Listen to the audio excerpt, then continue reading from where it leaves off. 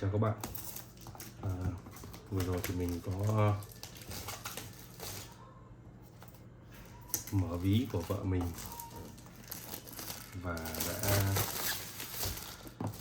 ăn trộm được một chút tiền lẻ, nên là mình quyết định là mình mua con bàn phím cơ Keychron K10. Con này thì mình đã thích từ lâu rồi. Bàn phím full size, nhìn vỏ hộp rất là đẹp.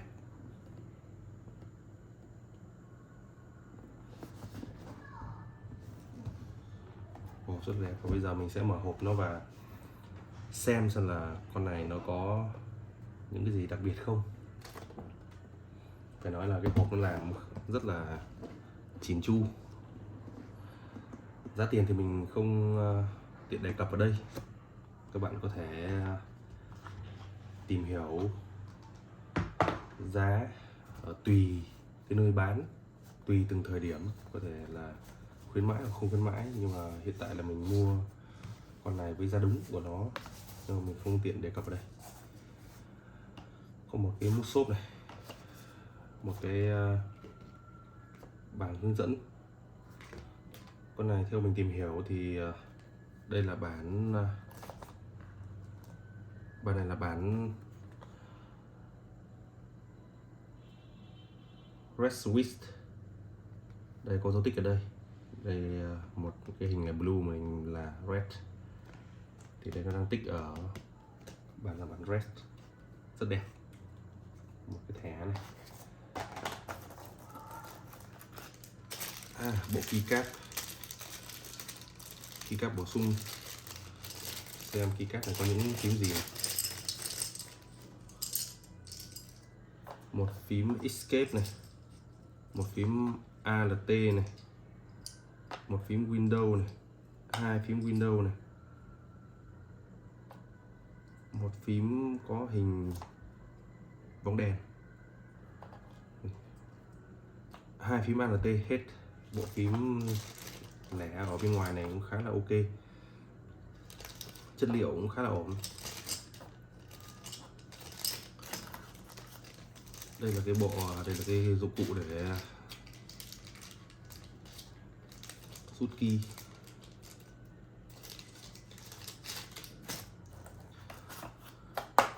Một cái dây USB cổng tai A ra tai C, vỏ bọc bằng vải dù và dài khoảng 1 mét. Dài khoảng 1 mét các bạn ạ. Tai C cổng góc cua 90 độ này, khá là ổn. Dây rất chắc chắn bạn ạ. Dây rất là chắc chắn. Và đây là bộ bàn phím. Thêm cuốn sách sử dụng nữa các bạn ạ. Sách sử dụng bằng tiếng Anh. Sách nữa sử dụng bằng tiếng này, tiếng Trung thì phải. Bằng hai ngôn ngữ, tiếng Anh và tiếng Trung. Và đây là bàn phím của chúng ta.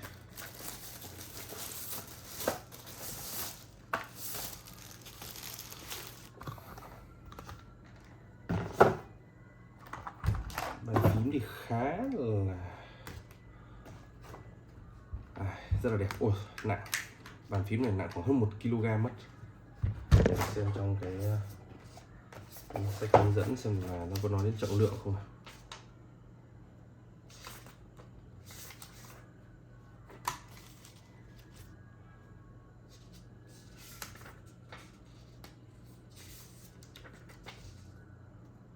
Bàn phím này thì có chế độ dành được cả cho máy tính Windows và hệ điều hành Mac, hệ điều hành Windows và Mac. Rất là đàn tay. Và Keychron mã là K10G1 RGB. Cái này bằng nhôm này, cái này bằng nhựa thôi.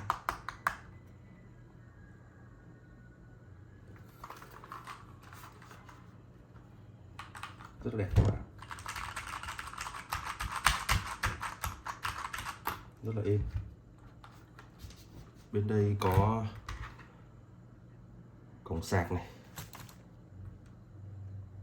cổng sạc này, nút chuyển giữa Windows, Android hoặc là Mac OS, chế độ cắm cáp này, tắt này, và chế độ Bluetooth này, Bluetooth đang bật này, tắt này, cắm cáp này. Mình chưa biết sử dụng sao độ Bluetooth, vậy tức là con này nó không có đầu chuyển, đầu thu phát. Chúng ta đọc lại bảng hướng dẫn sản phẩm. Bảng hướng dẫn kết nối Bluetooth này, thay đổi một hướng dẫn kết nối Bluetooth, 2 là hướng dẫn kết nối bằng cáp, 3 là hướng dẫn thay đổi đèn nền,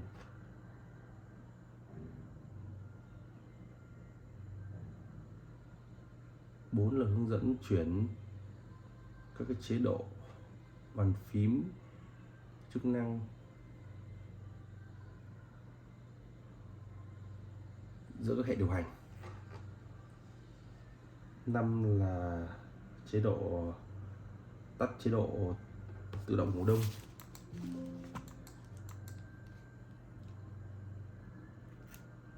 tức là nó không có chế độ dành cho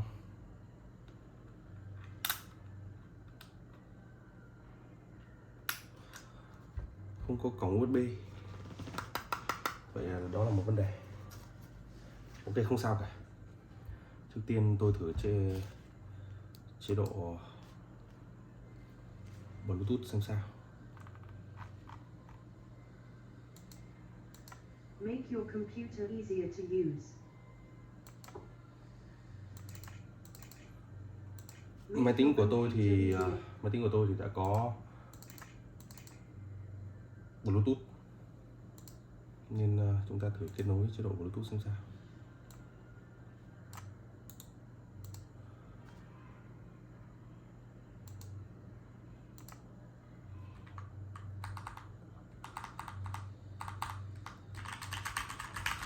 Tiếng rất là phê các bạn.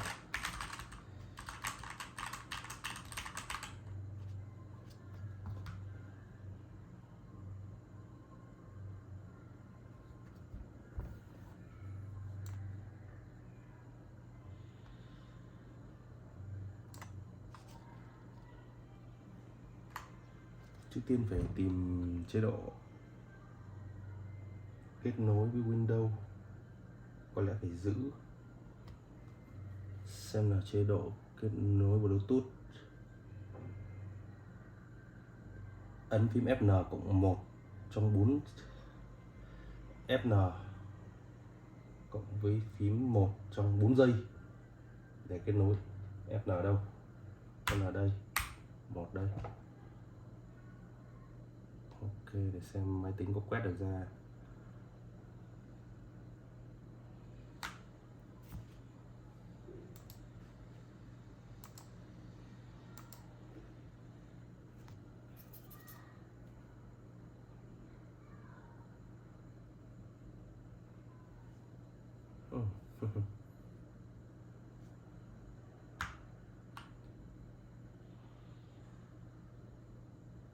Đây rồi. Sau khi giữ phím Fn và phím số 1, kết nối rất nhanh, thì nó đã Bluetooth đã trên máy tính đã hiện lên cái thiết bị đó là Keychron K10, và khi ấn kết nối cái thì nó nhận ngay. Chúng ta thử test chức năng các bàn phím xem nào.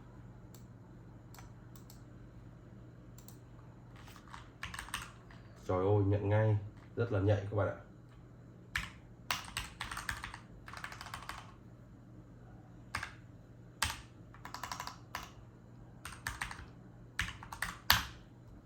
Nhạy quá, rất là nhanh.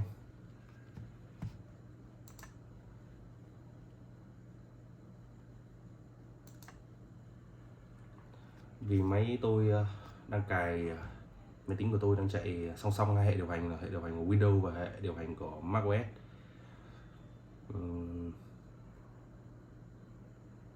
Nên lát nữa chúng ta sẽ chuyển thử sang cái chế độ của macOS xem là cái việc kết nối của nó có dễ không, nó có Anh em muốn setup góc bàn làm việc, nó ổn hay không. Đây là chế độ Bluetooth các bạn ạ, rất là ổn.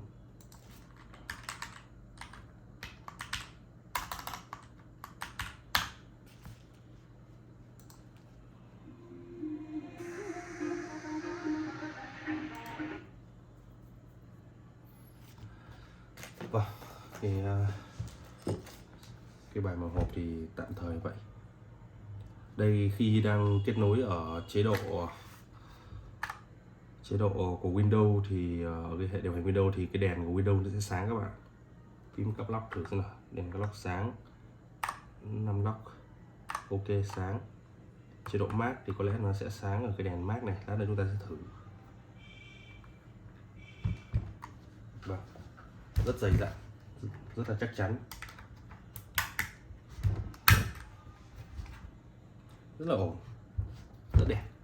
Chế độ bàn phím, đèn nền,